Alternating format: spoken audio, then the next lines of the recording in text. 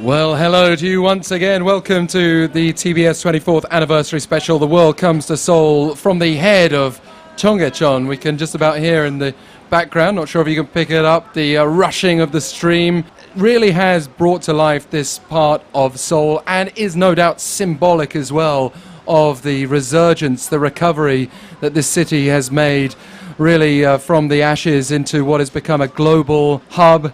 We started the show by talking about what were the lamps that are shining the way. We've heard about the technology, we've heard about the friendly people, we've especially heard about the food. But what are the areas as well for improvement, and what does the future hold?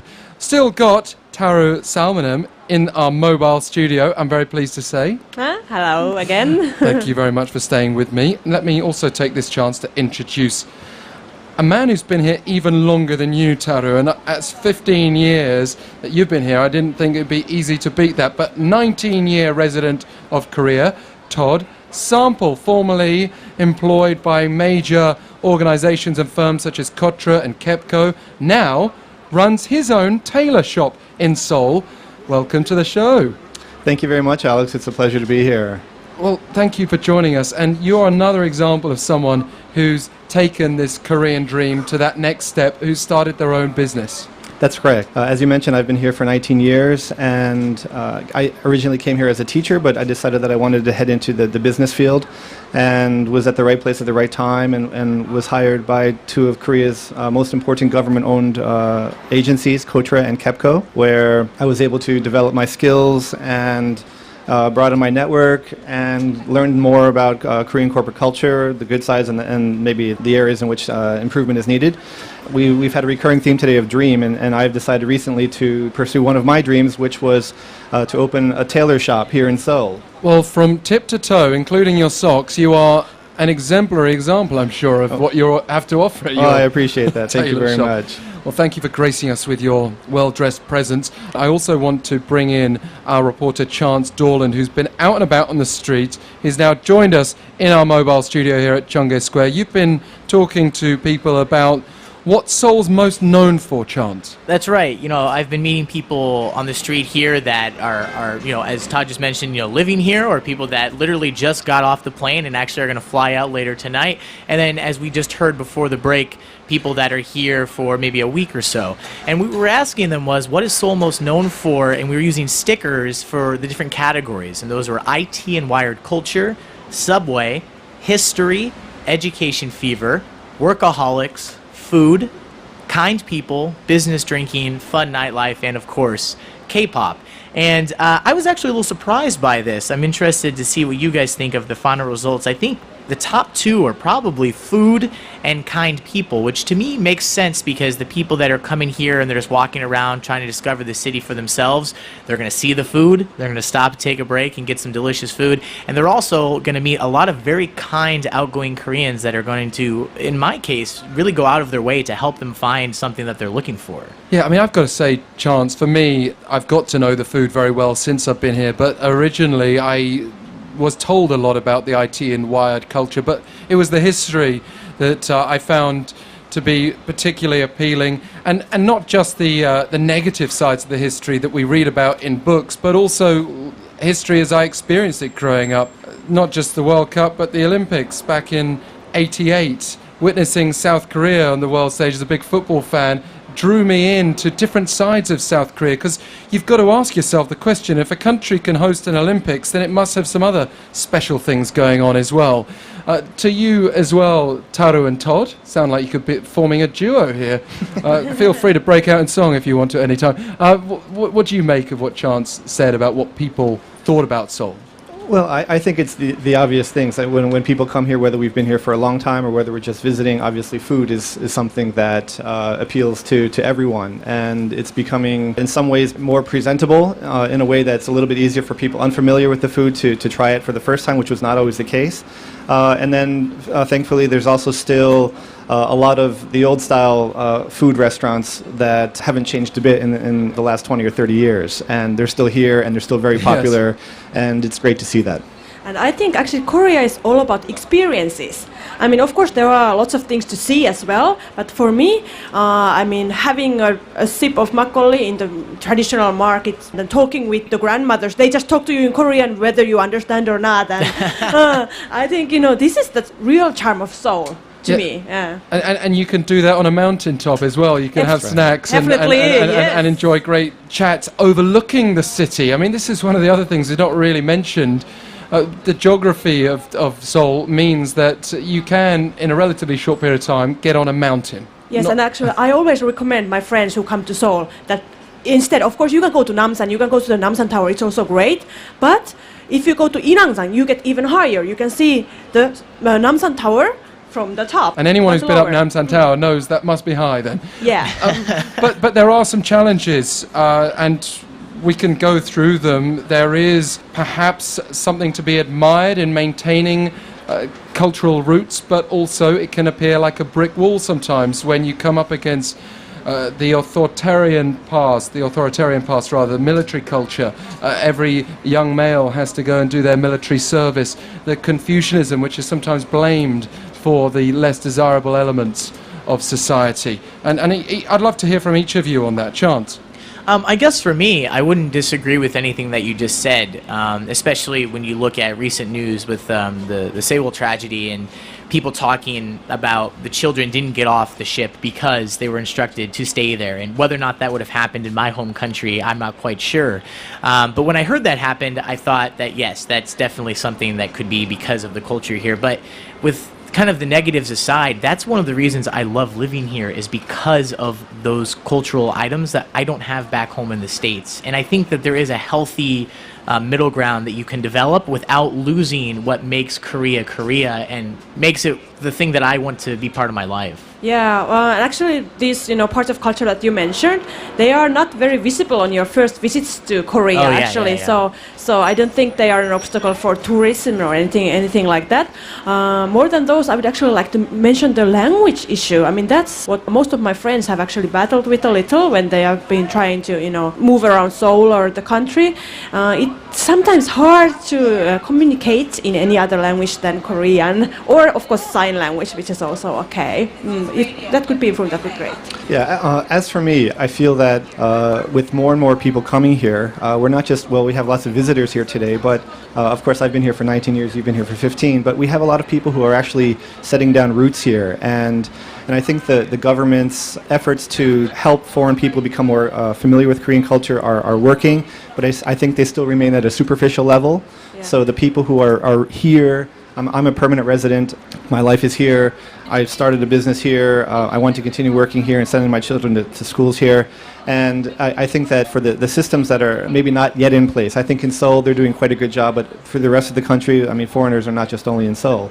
So this is an area where I think that's in need of improvement. Yeah, absolutely. I mean, our special show today is The World Comes to Seoul, but Seoul can represent many other areas of Korea as well. And we're, of course, not overlooking those elements, and especially when we're talking about challenges like not viewing foreigners per se with enough dimensions. But what about that word foreigners itself that we see translated into 외국인? Is that a problem in itself? Because if you're using a noun to describe anybody, is there a danger of stereotyping there rather than using, say, an adjective like foreign?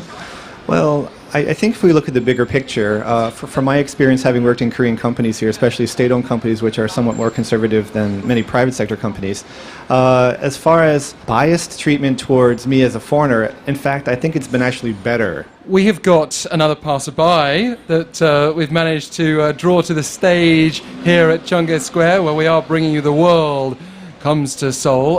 Could you offer us your name and where you're from? My name is Sarah, and I'm from Canada. Hi, Sarah. What part of Canada? I'm from New Brunswick. It's on the East Coast. Nice. Well, I hope you're enjoying your stay here. Are you staying temporarily or are you visiting, living? I work here. Right. So you are a resident. Maybe you're in a very good position then to contribute to what we've just been talking about. That is the cultural barriers, especially presented by traditional values and notions, and where they maybe offer drawbacks as well as the positives that are celebrated.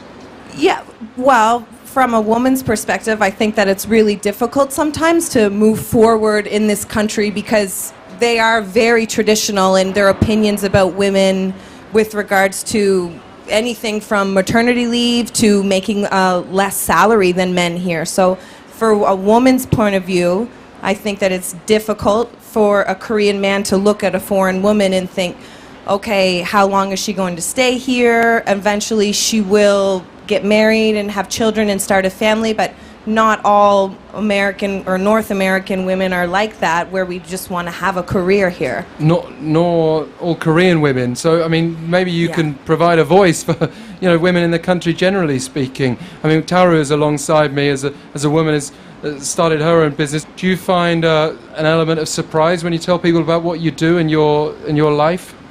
Yes, definitely. Koreans, they are usually fascinated when they hear what I'm doing, because I'm doing kind of the Korean thing here. It's even difficult for the Koreans to do.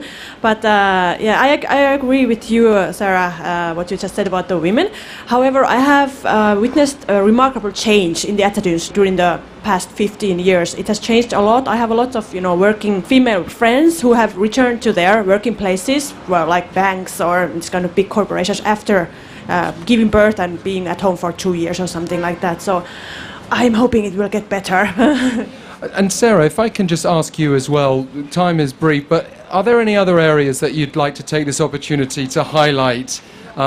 Any areas of improvement at all, or is there something that you want to highlight for us that you particularly love?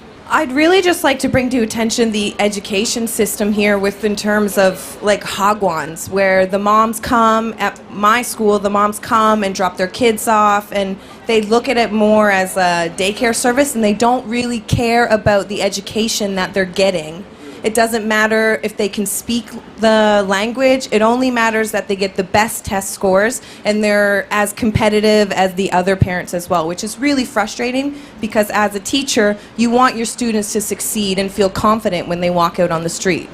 Sarah, it's been really great hearing from you. Thank you for stopping by and sharing your very interesting insights. Here at Cheonggye Square, we are bringing you The World Comes to Seoul for our 24th anniversary at TBS. Chant, I just want to address something towards you because you've been here the shortest length of time of all of us sitting here at this mobile studio and can probably remember very well what it was like, that excitement of first arriving in Korea. Are you now starting to be jaded at all by some of these negatives, or are you at least noticing them more on a daily basis? I guess when it comes to my case, I've been here less than 2 years altogether, and I came here originally as a teacher, so what we just heard, that is like your kind of typical North American experience, at least if you're in education. And so what comes to mind when I talk about being jaded is not something in culture that is rubbing me the wrong way or something that happened, with a taxi driver or something. It's the fact that I want to be like you two. You're American, right, Todd? Yes. I want to be like you. Is not pointing at me, by the way. I want to own a business, or I want to have a job that is not teaching English, and I want to do that, and I want to feel like this is my home. And right now, it's hard to do that. What's wrong with hosting a radio show? Exactly. But I'm a student and I do some part-time things here, but it's very hard as an American to come here and make Korea your home other than just a couple years teaching at a hagwon. And that's a really interesting point, and I'd love, Taru and Todd, for you to address this. And it comes back to what we were saying before about having a multi-dimensional view of people, full stop. Well, I think it's important to remember that Korea is not easy for anybody. It's not easy for Koreans either. It's hard to start a business here. Loans are not easily available to Korean people. The systems themselves are not easy to figure out.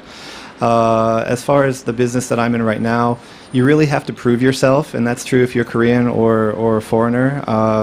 I don't get any extra breaks. I probably get a little bit more impatience because the systems are already in place, and I'm coming in as a foreign person who's pretty fluent in Korean, but there's still certain areas in terms of language specific to the area in which I'm working.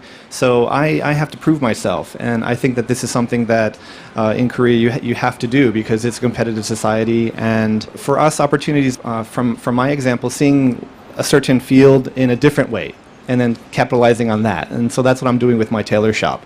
I've seen the way that they're operated, and I've seen opportunities. The timing is very important, so I think this background, this insight that I have earned over 19 years has really helped me a lot. Having a personal brand is also very important, so developing these things, and of course Korean language, right? So without the Korean language, it's very hard. Yes, I agree with you. The language is it's absolutely necessary. You have to learn Korean too if you want to settle down here and do something else than teaching. And you mentioned something about the visas. It's been getting better, but there are still lots of structural obstacles. For example, I found out last Friday that foreigners, if you don't have the citizenship, you are not allowed to voice any political opinions. The fact that we're talking about this level of complaint, though, actually also speaks positively of Seoul and of Korea, because we're not sitting here talking about the awful living conditions or crime or not being able to conduct our daily lives, not being able to enjoy it as a visitor.